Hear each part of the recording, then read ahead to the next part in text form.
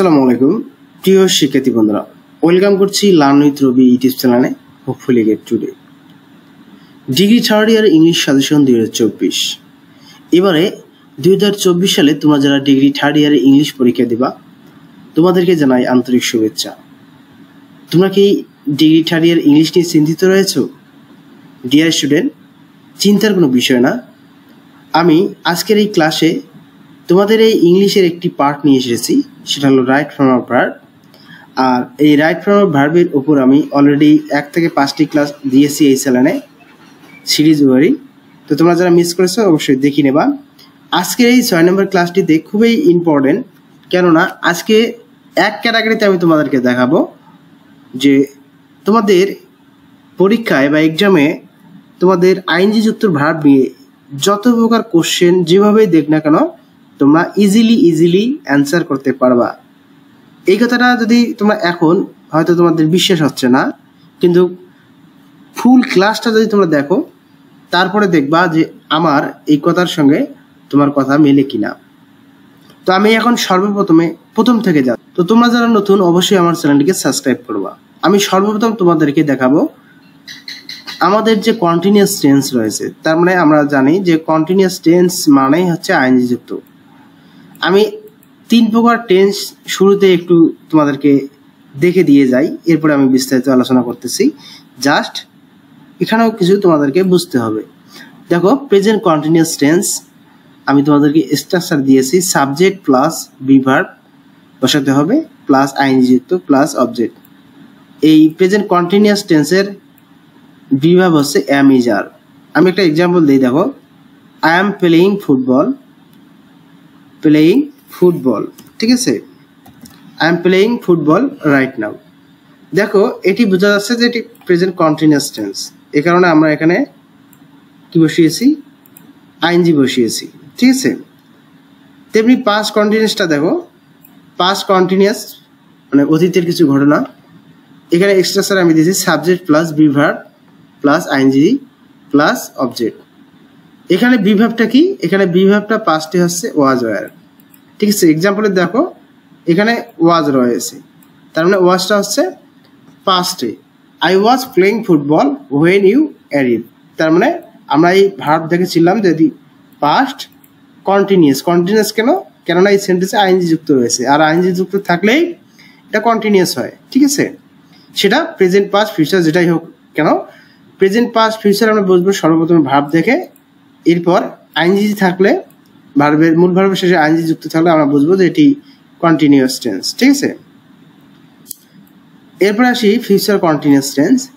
Future continuous tense একটু দেখো, subject plus will be plus ING plus object plus বাকি অংশ। এই ফিউচার কন্টিনিউয়াস টেন্সের বি ভার্ব হচ্ছে উইল বি, ঠিক আছে? বি ভার্ব হচ্ছে উইল বি। তো উইল বি থাকলে আমরা বুঝবো যে এটি ফিউচার, আর এখানে ভার্বের শেষে আইএনজি থাকলে আমরা বুঝবো যে ফিউচার কন্টিনিউয়াস টেন্স। ভার্বের শেষে আইএনজি থাকলে আমরা কি বুঝবো? যে এটি ফিউচার কন্টিনিউয়াস টেন্স, ঠিক আছে? তো এক্সাম্পলটা দেখো, I will be playing football when you arrive, ঠিক আছে? তাহলে আমরা বুঝেছি এখানে উইল বি রয়েছে, এটি ফিউচারে রয়েছে, আর প্লেয়িং এর সাথে আইএনজি যুক্ত আছে, এই কারণে এটা ফিউচার কন্টিনিউয়াস টেন্স। এতটুকু তোমরা কি বুঝেছো? একেবারে সিম্পল ভাবে আমি তোমাদেরকে ফার্স্ট ওয়েতে দেখালাম, তোমরা অবশ্যই নোট করে নেবা, খুবই গুরুত্বপূর্ণ বিষয়, ঠিক আছে? এই গঠনপ্রণালীটা তোমরা স্ক্রিনশট দিয়ে রাখতে পারো অথবা তোমরা নোট করে নাও। আশা করি তোমরা নোট করে নিয়েছো। এরপরে মূল অংশে চলে আসতেছি। আমরা জানি টু এর পরে মূল ভার্বের প্রেজেন্ট ফর্ম হয়। আমি এর আগে 1 নম্বর কি 2 নম্বর ক্লাসে আমি বলেছিলাম যে টু এর পরে মূল ভার্বের প্রেজেন্ট ফর্ম বসে, কিন্তু আজকে তোমাদেরকে দেখাবো যে টু এর পরে আইএনজি যুক্ত বসে। এটা কিভাবে সম্ভব? এটাও একটা রুলস। দেখো, আমরা টু এর পরে আইএনজি যুক্ত ভার্ব তখনই বসাবো যখন আমরা দেখব এই টু এর আগে আইএনজি যুক্ত ভার্ব রয়েছে। এখানে যদি আমরা এক্সাম্পলে দেখি তাহলে বিষয়টা একবারে ক্লিয়ার হয়ে যাচ্ছে। দেখো, এখানে আমি প্রথমে বলেছি যে টু এর পরে সর্বদা ভার্বের প্রেজেন্ট ফর্ম বসে। তো এই সেন্টেন্সটি তার বাস্তব প্রমাণ। এখানে দেখো I prefer to read English, কেননা এখানে টু এর পরে সরাসরি ভার্ব রয়েছে। এই টু এর পরে অবশ্যই আমরা প্রেজেন্ট ভার্বের প্রেজেন্ট ফর্ম বসিয়েছি। দেখো অ্যান্সারে আমরা তাই লিখেছি I prefer to read English, তার মানে যা আছে তাই। কেন যা আছে তাই? টু এর পরে সর্বদা ভার্বের প্রেজেন্ট ফর্ম বসে, ঠিক আছে। কিন্তু কিছু ব্যতিক্রম নিয়ম আছে, সেই নিয়মগুলো তোমরা যদি জানো তাহলে এই আইনযুক্ত ভার্ব নিয়ে তোমাদের আর কোনো প্রকার সমস্যা থাকবে না। তো এখানে দেখো I prefer writing to read English, আমি বলেছি যে টু এর আগে যদি আইনযুক্ত ভার্ব থাকে, টু এর আগে যদি আইনযুক্ত ভার্ব থাকে তাহলে টু এর পরেও তোমাদেরকে আইনযুক্ত ভার্ব বসাতে হবে।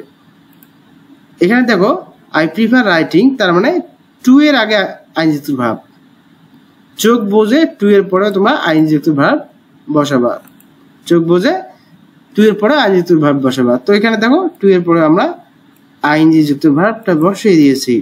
এখানে অ্যান্সার আছে I prefer writing to reading English, একেবারে অ্যান্সার হয়ে যাচ্ছে। শুধু একটা বিষয় মনে রাখবা যে টু এর আগে কোনো আইনযুক্ত ভার্ব আছে কিনা, যদি না থাকে তাহলে টু এর পরে ভার্বের বেস ফর্ম অর্থাৎ প্রেজেন্ট ফর্ম বসে, সেক্ষেত্রে এই অ্যান্সারটি রাইট। কিন্তু যদি টু এর আগে যদি আইনযুক্ত ভার্ব থাকে তাহলে তোমাদেরকে টু এর পরে আইনযুক্ত ভার্ব বসাতে হবে, এটাই বাস্তবতা, ঠিক আছে। আমি তোমাদেরকে দেখাবো কিছু গুরুত্বপূর্ণ ওয়ার্ড যেগুলো মুখস্থ রাখা দরকার।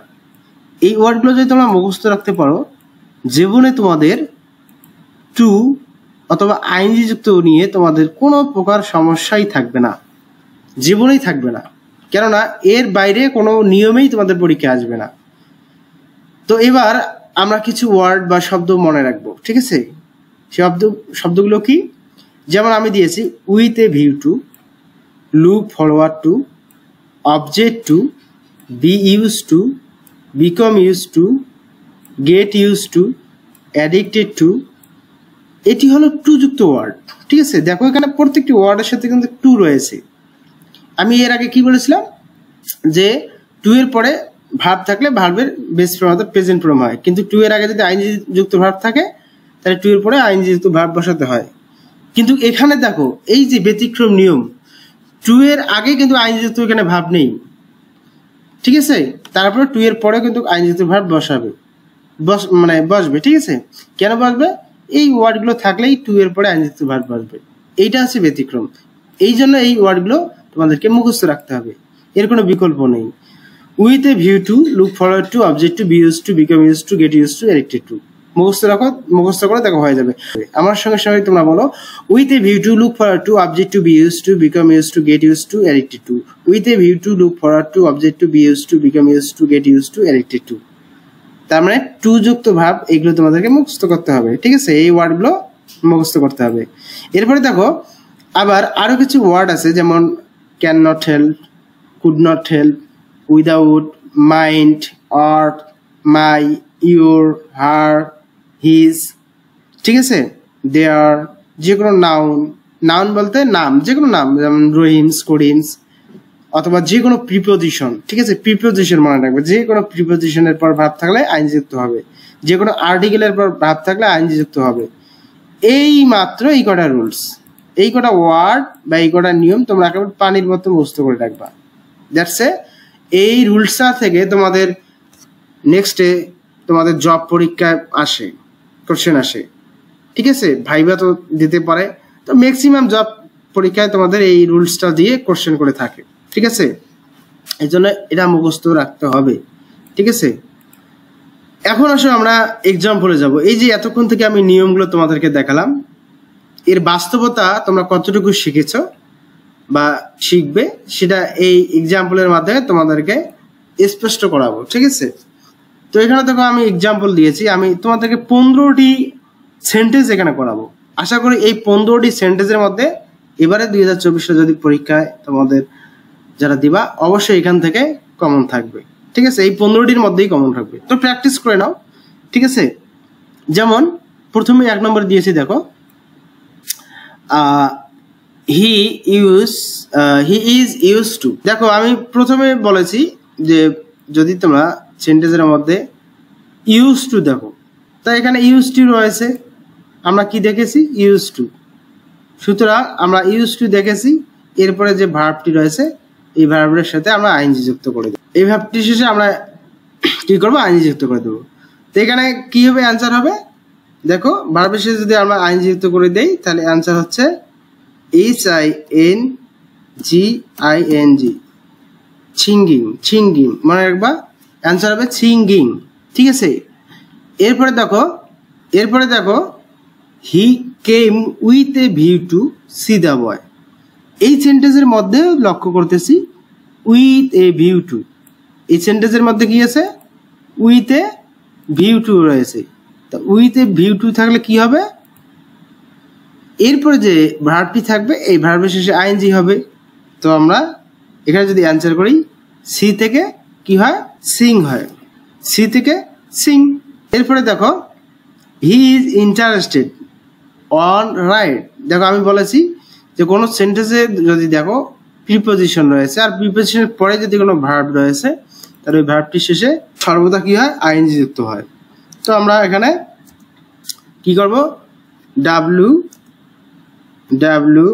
WRITI, ঠিক আছে, এনজি রাইটিং, ঠিক আছে, এখানে ই উঠাই দিয়ে আমরা রাইট আইএনজি যুক্ত করে দেবো, অ্যান্সার হয়ে যাবে।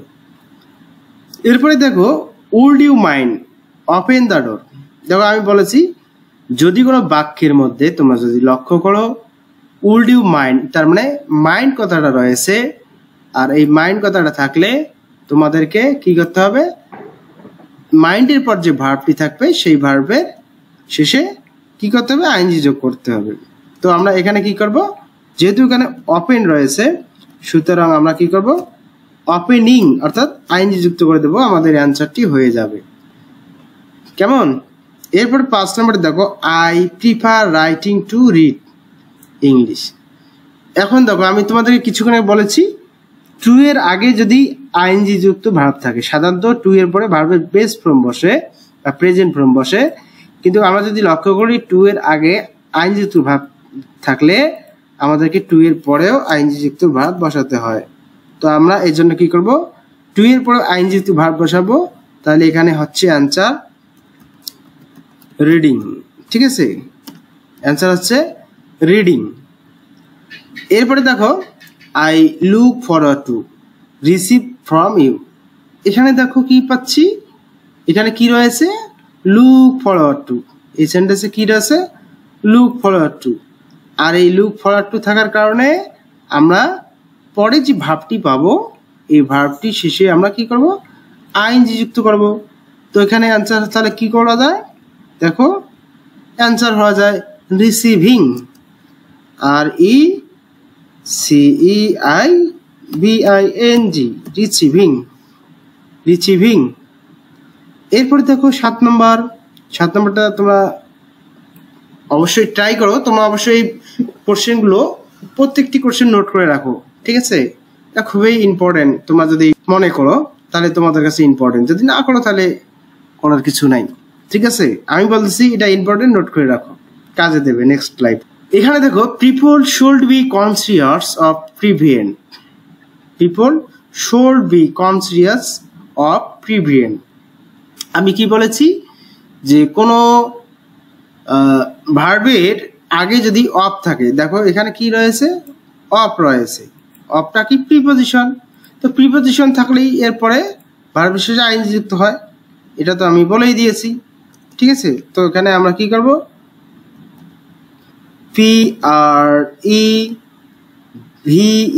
PREVENTING প্রিভেন্টিং, আমাদের অ্যান্সার আছে প্রিভেন্টিং। তার মানে আমরা আইএনজি যুক্ত করে দিলাম, কেন করে দিলাম কেননা এখানে প্রিপোজিশন আছে অফ, আর অফ থাকার কারণে আমরা ভার্বের শেষে কি করলাম আইএনজি যুক্ত করে দিলাম। এরপরে দেখো বাচ্চারা, এরপরে দেখো would you mind open the door, would you mind open the door, আমি উড ইউ মাইন্ড দিয়ে মানে একটা পড়েছি, সুতরাং মাইন্ড থাকার কারণে এখানে হবে ওপেনিং, মাইন্ড থাকার কারণে কি হবে ওপেনিং, মাইন্ড থাকলে মাইন্ডের পরে যে ভাবটি থাকবে আইনযুক্ত করতে হবে, তো ওখানে কি হবে ওপেনিং, ঠিক আছে। এরপরে দেখো I can not help lunch, এখানে কি রয়েছে দেখো বাচ্চারা, বাক্যের মধ্যে ক্যান নট হেল্প রয়েছে। তো ক্যান নট হেল্প থাকলে কি হবে, ভার্বের শেষে আইএনজি যুক্ত হবে। তো আমরা আইএনজি যুক্ত করে দিব, কেমন? তো কি করব, L A U G S I N G, আমরা ভার্বের শেষে আইএনজি যুক্ত করে দিলাম, অ্যান্সার হয়ে গেল। এরপরে দেখো will read I feel sleep, এখানে কি আছে, উইল রয়েছে, সুতরাং আমাদের ভার্বের শেষে কি করতে হবে, আইএনজি যুক্ত করে দিতে হবে। তো আমরা কি করে দিলাম, আইএনজি যুক্ত করে দিলাম, রিড থেকে কি রিডিং, ঠিক আছে। এরপর দেখো he is addicted to take drug, তার মানে এখানে কি অ্যাডিক্টেড কথাটা রয়েছে, অ্যাডিক্টেড টু থাকার কারণে আমরা কি করলাম, ভার্বের শেষে